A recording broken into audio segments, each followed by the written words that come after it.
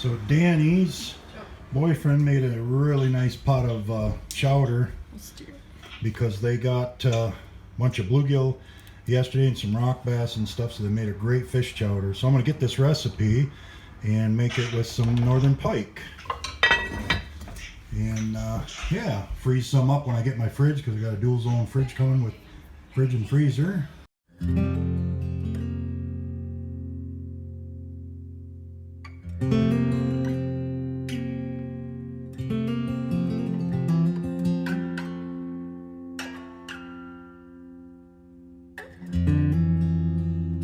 One of the things, you know, when it comes to turning around and when it comes to trying to find, you know, I come up with a lake that I want to fish. My first thing I do is I go to the DNR fish stocking database. I punch all the information in that I need to, and I pull up and find out just what's going on here. The lake, what went in, the date, the number, and then you know what it was. It doesn't really matter whether it was a private plant or whether it was a state plant. I don't really care. But then the average length, whether it's fingerlings, fry, or whatnot. So you know, walleye was planted on 2006, 15,000. It was a state plant, and they were basically 1 inch. So I would call them fry myself. If you get them up here in about three inches, I'd say those are fingerlings. So that's kind of what I do there. That's a start, and then I usually go to, so then I'll pull up a topographical map, and if I've got a printer, I'll print that off, and then I'll X out and mark, you know, different areas that I think are going to be good. Or I'll take that topo map, and sometimes I'll pop into a you know, local bar in the area or something, and I'll have a beer, and before you know it, you get to shoot in the bowl with some locals, and they'll actually help you out. And then you pull out the map or something, and they'll give you some X's as to where to start to fish. So it just gives you that starting point, that little bit of an idea as to where to you know, where to start out on a lake. And you can just do a lot of really good reconnaissance on these lakes and stuff as to where to start fishing and stuff.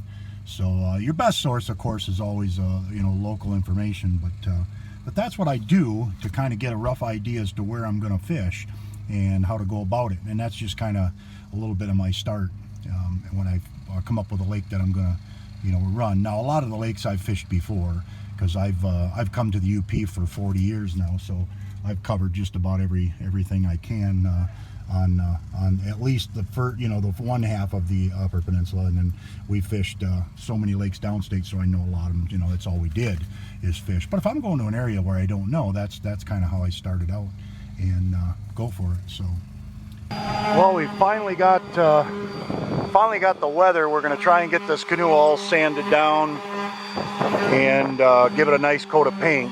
So, and then we're going to paint the van. So I got Danny on here. I'm going to jump on the grinder and grind it, and we're going to put Danny's boyfriend hand sanding on part of it.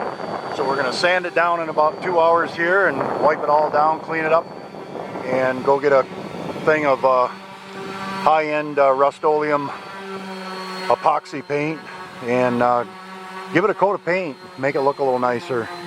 Then put the yoke on too. So I put the kids to work here, and we sanded this all down this morning, and the guy used Bondo, so I went and got a small fiberglass kit because a couple of holes poked through there, so we got that sealed. We'll sand it, and then we'll paint that. So another coat's going to go on here, and it's not bad. It's not bad. It's going to look all right, I think. It at least looks a whole lot better than it did. It ain't perfect, but it was a free canoe. So we also picked up a thing of stuff, and we're going to see what we can't do about maybe trying in the next few days. This is still tacky. See if we can't maybe give this van a coat of paint or do something with it, try and doctor it up a little bit. But anyway, that's the extent of that stuff. And when I mixed up the epoxy and the stuff, it was just a kit. It wasn't anything fancy, but and I mixed the hardener a little bit much, so it hardened up extremely fast, and it got away from me a little bit, but it's all right. I'm just trying to seal up I think it was 3 little pinholes in there, that because they used Bondo instead of actual fiberglass. And I may down the road on the inside sand that a little bit and put one more piece in there. And of course it's windy as heck, so we're getting some of that stick on there. But like I said, another coat and we'll show you what it looks like. But getting there, trying to get some of these projects done. I want to get out of here and get some fishing in the next couple days, get this stuff done. Well, the rain got the best of us. You know, it's an all-day rain day today, but that's okay. You know, it is what it is. But we did get the canoe all painted, and I put the carrying yoke in there, so I'm so happy to have this thing done and ready to go for you know, some river stuff and whatnot. So it's nice to get that done. I still got to touch this little section up because I had to re-glass that. I'll touch that up, paint it. But yeah, the van's gonna look great. We're gonna paint it all blue, and again, the rain caught us yesterday, so we had to quit, but we're gonna paint the whole van that way, put a second coat on there, and yeah, it's gonna be great. I think it's gonna work out good. Just got oil change done on the van, got all the tires up to par, all the fluids. They said everything looked good underneath, so you know, it's hard to part with the van. It's just a great running machine and whatnot. So, and then we did, we went and got some groceries because we're going to get out of here in a couple days. We're going to put new bunks on the boat, on the trailer. So there's, we're going to put new bunks on the trailer. So there's the ones that'll go on there. Those will replace those old ones that's under there. And I did pick us up I picked us up a minnow trap so we can get some minnows. Pulled the plug on the fishing on the boat there, so drained out all that water. Yeah, so that's it's exciting, getting things buttoned up, and we've got a we'll have a full summer of rocking and rolling. Yeah, it turned out pretty good. Foam rollers and some real high performance Rust-Oleum. And like I say, we'll finish this whole thing. I'll go to get all the way around it tomorrow. It's going to be nice. It's going to clear off, I guess, this afternoon. So, all right, guys, I will. Oh, and I also put a little table here.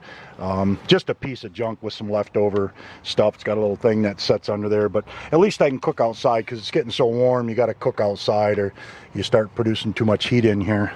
So, all right, guys, appreciate you watching the videos. Appreciate you subscribing and commenting and all those things.